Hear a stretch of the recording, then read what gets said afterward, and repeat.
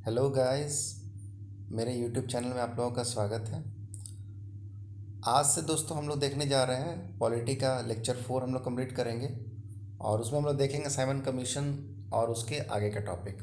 पिछली टॉपिक में हम लोगों ने कंप्लीट कर चुका है क्या बोलते हैं, जो आपका मॉन्टेग्यू चेम्सफोर्ड रिपोर्ट था वहाँ तक हम लोगों ने देख लिया है। अब आज हम लोग साइमन कमीशन से देखेंगे।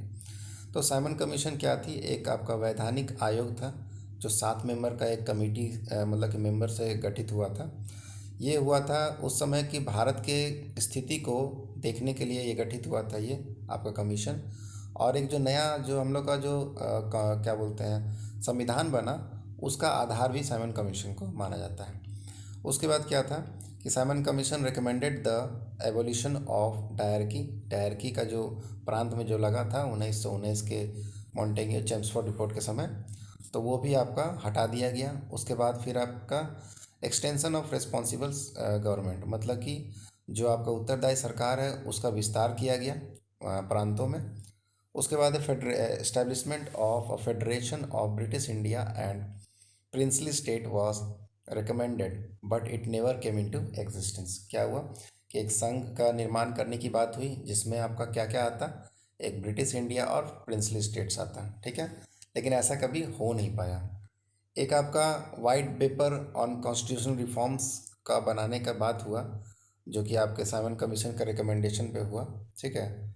उसके बाद हम लोग देख लेते हैं कम्युनल अवार्ड्स 1932 क्या था। ये एक तरह का सांप्रदायिक अवार्ड्स था जो कि उस समय के प्राइम मिनिस्टर रैमजे मैकडॉनल्ड्स के द्वारा अनाउंसमेंट किया गया था। इसमें इस अनाउंसमेंट में था क्या कि प्रतिनिधित्व करने का मौका मिल गया आपका अल्पसंख्यकों को, और इसी तरह से डिप्रेस्ड क्लासों को एक रिजर्वेशन टाइप का कुछ मिल गया था। उसके बाद पूना पैक्ट 1932 क्या था कि जब ये आपका कम्युनल अवार्ड्स की जब घोषणा हो गई ब्रिटिश प्रधानमंत्री रैमजे मैकडॉनल्ड्स के द्वारा, तो गांधी जी क्या किए, उन्होंने फास्टिंग पर चले गए यरवदा जेल पे। और किसके अगेंस्ट में? तो यही कम्युनल अवार्ड्स के अगेंस्ट में। उसके बाद क्या हुआ कि कांग्रेस के कुछ वरिष्ठ नेताओं ने B.R. अम्बेडकर से कहा कि आप गांधी जी से मिलिए और समझौते के बारे में कुछ सोचिए, क्योंकि वो फास्ट पे चले गए हैं तो उनकी सेहत को ख़राब, मतलब कि उनकी सेहत पे कुछ असर पड़ सकता है। तो इस कारण से क्या हुआ कि B.R. अम्बेडकर गए और उन दोनों के बीच में एक डील हुई, एक एग्रीमेंट हुई, जिसको हम लोग पूना पैक्ट कहते हैं। उसके बाद देख लेते हैं हम लोग गवर्नमेंट ऑफ इंडिया एक्ट 1935 क्या था। तो इसमें वही कहा गया है कि it provided for the establishment of an all India federation consisting of provinces and princely states as units, मतलब कि एक ऑल इंडिया फेडरेशन संघ की स्थापना की बात हुई, जो जिसमें क्या क्या होता, आपका प्रांत होते और राजशाही जो राज्य हैं उन सबको मिलाकर एक संघ का निर्माण करने की बात हुई थी, लेकिन कभी ऐसा कुछ हो नहीं पाया। उसके बाद it abolished dyarchy in the provinces and introduced provincial autonomy, मतलब कि जो प्रांत थे वहाँ से आपका डायरकी को समाप्त कर दिया गया और पूर्ण स्वायत्त सरकार जो है वहाँ पे दिया गया। उसके बाद it provided for the adoption of dyarchy eight the centre, लेकिन प्रांतों से तो ख़त्म किया कर दिया गया, लेकिन आपका जो केंद्र था वहाँ पर इसको लगा दिया गया डायरकी को। उसके बाद it's introduced bicameralism in 6 out of 11 provinces, मतलब कि आपका 11 प्रांतों में से 6 प्रांतों में बाइकैमलिज्म लाया गया। It extended the principle of communal representation by providing separate electorates for the depressed classes women and labour. अब क्या हुआ कि आपका जो आपका कम्युनल रिप्रेजेंटेशन था, सांप्रदायिक प्रतिनिधित्व का जो मौका था, वो डिप्रेस्ड क्लासेस मतलब कि SC ST को भी मिलने लगा, वुमेन को भी मिलने लगा और लेबर्स जो थे उनको भी मिलने लगा। उसके बाद भारत परिषद का जो है समाप्ति कर दिया गया, ठीक है। उसके बाद it provided for the establishment of a federal court, जो आपका एक संघ जो आपका न्यायालय है उसका गठन किया गया इसी एक्ट के माध्यम से। It provided for the establishment of a federal public service commission, मतलब कि संघ लोक सेवा आयोग का गठन भी इस गवर्नमेंट ऑफ इंडिया एक्ट 1937 के माध्यम से ही किया गया। उसके बाद रिजर्व बैंक ऑफ इंडिया का भी गठन जो होता है एस्टैब्लिशमेंट हुआ, इसी इसी के समय हुआ या इसी एक्ट के माध्यम से हुआ। Introduced responsible government in provinces, मतलब कि उत्तरदायी सरकार का गठन किया गया कहाँ पे, प्रांतों में। अब उसके बाद हम लोग देख लेते हैं August offer 1940, establishment of an advisory war council, मतलब कि एक सलाहकार वॉर काउंसिल का गठन किया गया। A constitutional making body shall be appointed immediately after the war. उस समय क्या हो रहा था, आपका सेकेंड वर्ल्ड वॉर चल रहा था, तो उसमें बताया गया कि एक कॉन्स्टिट्यूशनल मेकिंग बॉडी बनेगा जो आपका जो लगातार जो आपका जो वॉर चल रहा है जस्ट उसके इमीडिएटली बाद बनेगा। ठीक है। उसके बाद the number of Indians in the viceroy executive council to be increased, बोला गया कि जो भारतीय होंगे आपके जो वायसरॉय के जो विधायी परिषद है उसमें उनकी संख्या को बढ़ाया जाएगा। उसके बाद नेक्स्ट है क्रिप्स मिशन 1942 क्या है। The constitution of India was to be framed by an elected constituent assembly by the Indian people, मतलब जो भारत का संविधान था उसको बनाया जाएगा और उस कौन बनाएंगे उसको, तो चुने हुए कुछ लोग थे जो बनाएंगे, जो कि आपके कॉन्स्टिट्यूएंट असेंबली के पीपल रहेंगे जो बनाएंगे। ठीक है। इलेक्टेड फ्रॉम कॉन्स्टिट्यूशन असेंबली, मतलब कि जो कॉन्स्टिट्यूएंट असेंबली है उन्हीं में से कुछ इलेक्टेड पर्सन लोग जो है रहेंगे और वो मिलकर एक भारत के संविधान का निर्माण करेंगे। India to get a dominion states, ठीक है।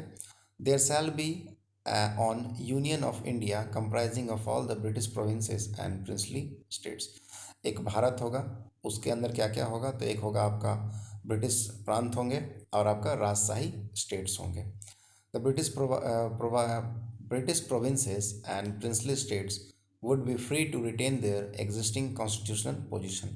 ठीक है, यहाँ तक तो देख लिया। अब चलिए आगे देखते हैं हम लोग CR फॉर्मूला क्या था। The Muslim league would support the Congress demand for complete freedom. CR formula में क्या कहा गया कि जो मुस्लिम लीग था ना वो कांग्रेस को सपोर्ट करेंगे अगर उनको कंप्लीट फ्रीडम चाहिए, एकदम पूर्ण आपको स्वतंत्रता चाहिए तो। At the end of was a commission would demarcate these contiguous areas in northwestern frontier province and NEI where Muslims were in majority।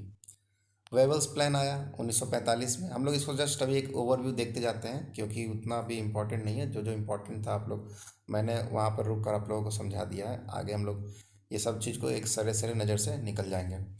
A new executive council was to be formed at the centre, ठीक है। एक आपका विधायी परिषद का गठन किया जाएगा सेंटर में। उसका except the viceroy and the commander in chief all other members of the new executive council are to be Indian, मतलब कि वाइसरॉय और कमांडर इन चीफ को छोड़कर जितने भी मेंबर हैं जो आपके विधायी परिषद के होंगे वो सब आपके भारतीय होंगे। All portfolios except the defence would be held by the Indian members, मतलब कि डिफेंस के विभाग को छोड़कर बाकी सारा जो विभाग है वो आपके भारतीय मेंबर उसको मतलब कि देखेंगे। लॉर्ड एटलीज अनाउंसमेंट मार्च 1946। अब क्या हुआ कि आपके जो नए प्रधानमंत्री आ गए वो आपके हो गए लॉर्ड एटली और उन्होंने कुछ अनाउंसमेंट किया। बताया कि on 15 March 1946 Lord Attlee declared that as the tide of nationalism was surging ahead in India it was in British interest to make positive action. ठीक है। उसके बाद क्या हुआ, कैबिनेट मिशन प्लान आया। ठीक है। Objective of the cabinet objective of the mission was to help India achieve its independence as early as possible. Cabinet mission plan जो आया वो था कि भारत को स्वतंत्र बनाने के लिए जितना जल्दी से हो सकता है उतना जल्दी प्रयास किया जाए। Cabinet mission rejected the claim for separate constitutional constituent assembly and a separate state for the Muslim. ठीक है। पहले तो वो उन्होंने रिजेक्ट कर दिया कि एक अलग सभा बनेगी और मुस्लिमों के लिए एक अलग स्टेट की मांग भी की गई थी। तो ये सभी चीज़ों को जो था कैबिनेट मिशन ने रिजेक्ट कर दिया था पहले। There was to be union of India, ठीक है, comprising both British India and the states having jurisdiction over the subjects of the foreign affairs, defence and communication. All residency powers were to be vested in the provinces and the state. ठीक है। The union was to have an executive and a legislative consisting of representatives of the British and the state. The Constituent Assembly should be set up to draw up the future constitution of the India. अब हम लोग देख लेते हैं Indian independence act. It abolished the office of viceroy and provided for each dominion governor general. मतलब क्या था कि अब वायसराय का ऑफिस जो है वो हटा दिया जाएगा और आपका हर डोमिनियन के लिए आपके लिए एक गवर्नर जनरल की बात कही गई थी। It empowered the constituent assemblies of the two dominions to frame and adopt any constitution for their respective nation. वो किसी भी तरह का कॉन्स्टिट्यूशन अपने लिए फ्रेम कर सकते हैं अपने नेशंस के लिए। It abolished the office of the secretary of state for India.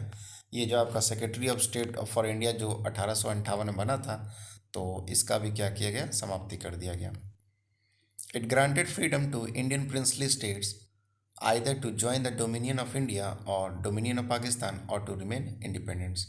जो आपका राजशाही राज्य थे उनको यह स्वतंत्रता दी गई कि या तो वो भारत को ज्वाइन करें या पाकिस्तान को, या स्टैंड स्टिल रहें।